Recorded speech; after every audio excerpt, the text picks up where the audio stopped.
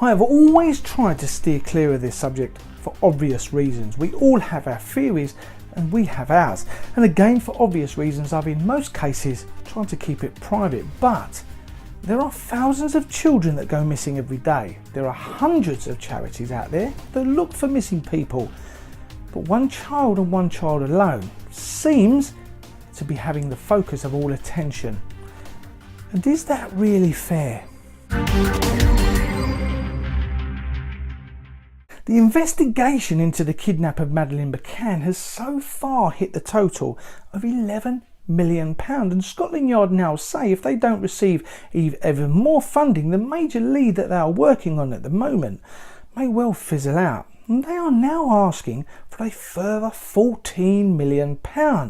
And the McCanns in the past have taken Goncalo Amaral to court and was awarded in the first instance £450,000 in a libel case on human rights, but have since lost another case to silence the Portuguese policeman.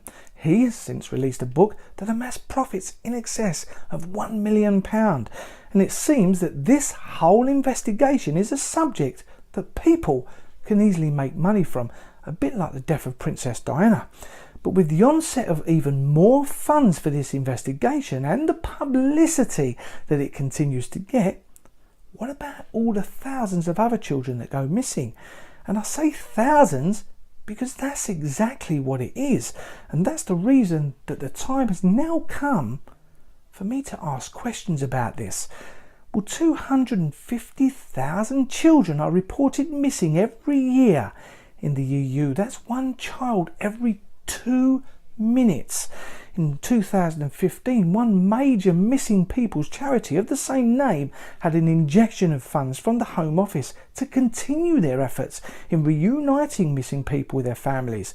That sum that they received, £220,000, a mere fraction of the amount that Scotland Yard will get in relation to the funds that they may get for the McCann investigation, and certainly nowhere near the amount the investigation has already cost. But give credit where credit is due. Madeleine's parents have given £500,000 into funds that are being used for the investigation, and one would think that that is honourable, and in certain cases it would be.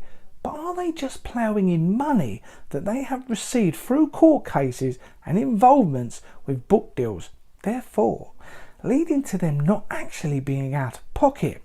But one question has dogged me ever since little Madeleine went missing.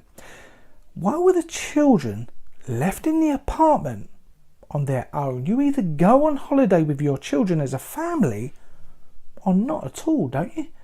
People have always asked, why didn't social services get involved? Well, there could be a reason for that.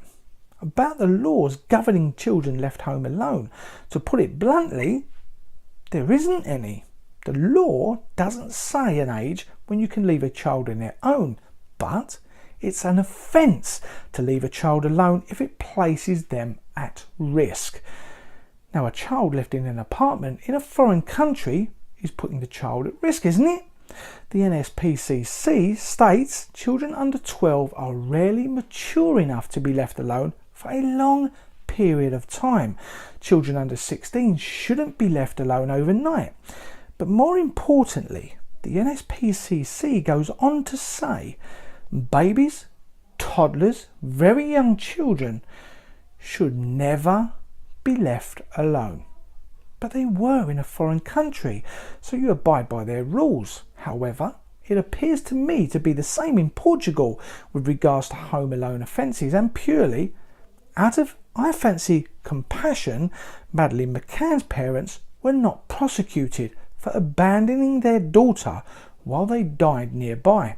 Apparently, Portuguese officials thought us British had peculiar customs where it was natural for them to leave the two-year-old siblings and the other 3-year-old child alone. Now let that just sink in for a moment. They thought it was natural to leave two-year-old twins and a 3-year-old child alone while they drank allegedly copious amounts of alcohol. 2 2-year-olds and 1 3-year-old.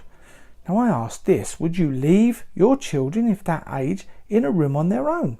For them to possibly, I say, possibly, wake up, maybe slightly confused as to where their adults are. There's no adults in the property, to maybe then worry, where is my mummy and daddy? I wouldn't leave my children of that age in a room on their own. But we all have our theories, and I know we have ours, and on the Tony Martin experience, but purely for this matter, I can't air them. But what I will say is this, Madeleine's parents were doctors. Why is Scotland Yard possibly getting another £14 million to fund further investigation? The police do not, I can only imagine, like unsolved cases. We see it all the time. They come back to cases years later to solve them. Do the police know something that they just can't reveal?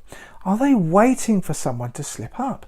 Do they not have just that right amount of evidence to make arrests? Who knows? But one thing for sure, we all know a majority of the facts. We all know what we think. But ultimately, is it right for the police to get the extra funds whilst many, thousands of people go missing and get nowhere near the same amount of coverage? What do you think about the extra funds? We all have, as I said, theories. Feel free to place them in the comments section below. Should missing persons charities get more funds, if there are funds like this available for an investigation on a missing child? Place your comments and theories below. Please don't forget to click subscribe. Thanks for watching, and I will see you again next time. Bye bye for now.